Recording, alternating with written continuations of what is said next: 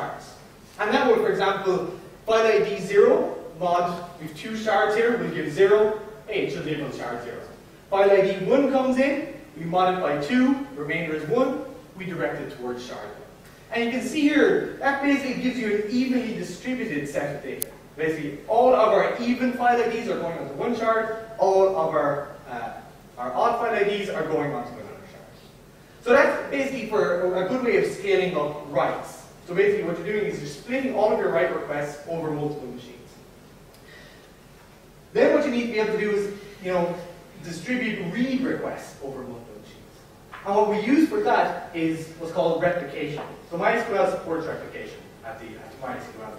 And what you do for this case is you set up a single master where all writes are directed to, and then you select up one or more slaves that are connected to that master.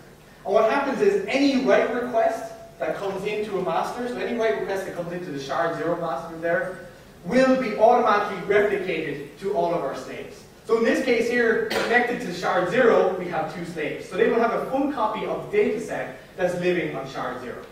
And all we do is we direct all of our read requests to a random shard. So when a request comes in, or to a random slave, because they all have a copy of the data.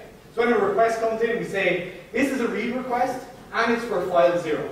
Okay, so that means we're on shard 0 straight away.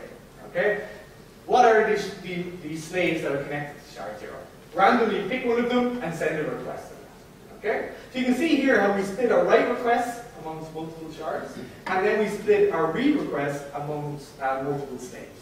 Okay, so this sounds great, and it is, but it's not without its drawbacks. Okay, when you do something like sharding by file ID, and when you start sharding and splitting out your